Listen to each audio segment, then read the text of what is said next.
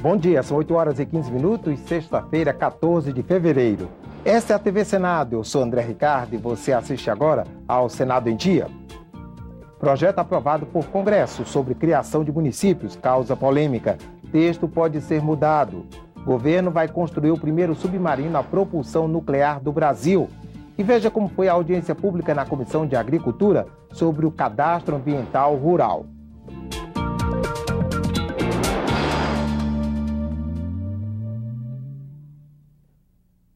Um projeto de lei complementar pode substituir a norma que os parlamentares aprovaram sobre a criação de municípios. O texto que saiu do Congresso foi vetado pela presidente Dilma. Na próxima terça-feira, senadores e deputados vão decidir no voto se confirmam a decisão do Palácio do Planalto. Até lá, o governo negocia. 475 distritos têm pedidos de emancipação em análise nas assembleias legislativas de 22 estados. Segundo estudo do Instituto de Pesquisa Econômica Aplicada, 363 atendem aos critérios definidos pelo Congresso e poderiam se tornar municípios. O texto aprovado em outubro do ano passado determina que, em caso de criação ou desmembramento de município, o pedido deve ser feito à Assembleia Legislativa do Estado por pelo menos 20% dos eleitores residentes na área afetada. Já na fusão ou incorporação, seriam necessários, no mínimo, 10% dos eleitores de cada município envolvido. A Assembleia Estadual só pode aprovar a mudança após um estudo de viabilidade e um plebiscito. De acordo com o IPEA, as novas cidades gerariam um impacto de mais de R$1 bilhão no Fundo de Participação dos Municípios. A presidente Dilma Rousseff vetou a proposta, alegando aumento do gasto público e pulverização do FPM. Agora cabe ao Congresso decidir se mantém ou derruba o veto.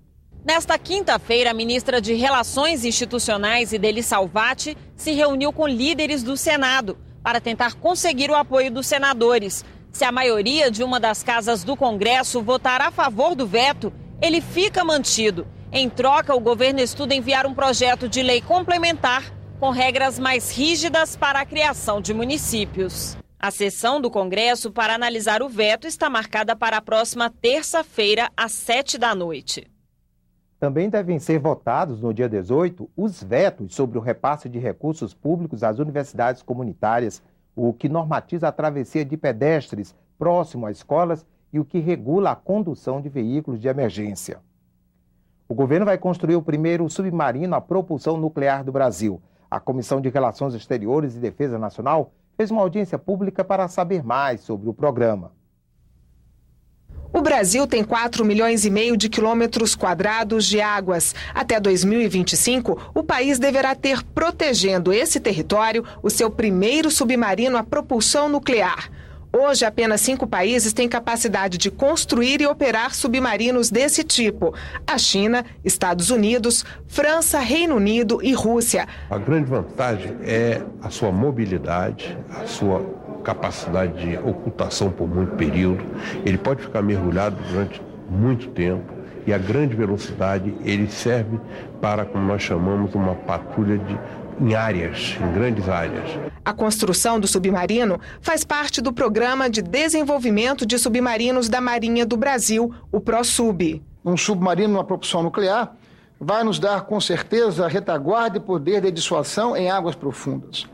Vai nos permitir também disputar em melhores condições um assento no Conselho de Segurança da Organização das Nações Unidas. Mas é preciso destacar, de fato, a importância do ProSub no patrulhamento e proteção da chamada Amazônia Azul, inclusive o petróleo e o gás do pré-sal. A Comissão de Relações Exteriores ouviu o almirante de esquadra Max, coordenador-geral do ProSub, que também prevê a construção de 4 submarinos convencionais, movidos a diesel e a energia elétrica. A expectativa é de que esses submarinos comecem a operar a partir de 2017 e substituam a atual frota brasileira, de 5 submarinos. Os recursos do ProSub estão previstos no orçamento deste ano, no Programa de Aceleração do Crescimento 2, num valor total de R$ 2.261 bilhões, praticamente metade do orçamento da Marinha. O ProSub é desenvolvido em parceria com o governo francês, que garantiu transferência de tecnologia para o Brasil. Mas a participação francesa está limitada aos submarinos convencionais. O projeto do submarino a propulsão nuclear é de total responsabilidade da Marinha Brasileira.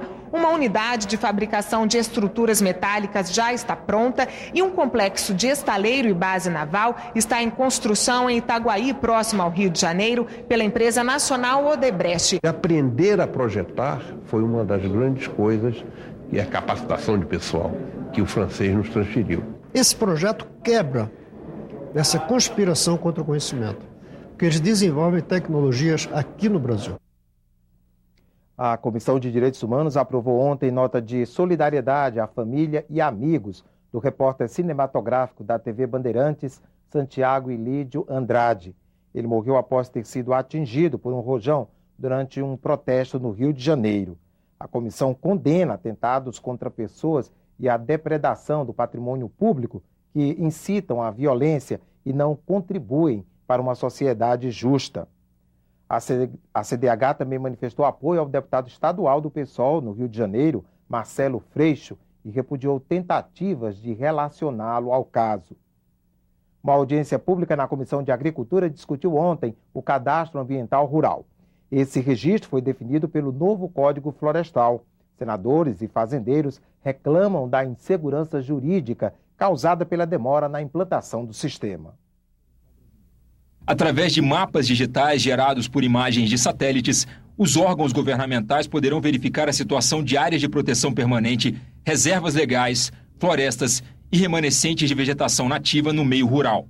Nós fazemos, a partir de vários filtros, uma identificação perfeita da situação do campo. Porque o Código Florestal nos manda colocar informações ambientais, né, as características ambientais estabelecidas na nova lei. O Rondônia está avançando nisso, ele vai identificar inclusive as áreas produtivas, o que produz. Isso para a agricultura é essencial, é fundamental. Tanto os parlamentares quanto os representantes dos Ministérios da Agricultura, do Meio Ambiente e da Confederação Nacional da Agricultura concordaram que o cadastro é amplamente aceito pelos produtores rurais que possuem passivos ambientais e buscam regularizar suas propriedades. O que falta, segundo eles, é a normatização por parte do Poder Executivo, que hoje depende da Casa Civil. O Sistema Nacional Cadastro Ambiental Rural não foi implantado na maioria dos estados, o que vem gerando muita discussão e controvérsia acerca do tema envolvendo juízes, promotores públicos, Ministério do Meio Ambiente e, sobretudo, os proprietários rurais. Segundo os senadores, existe uma situação de insegurança jurídica.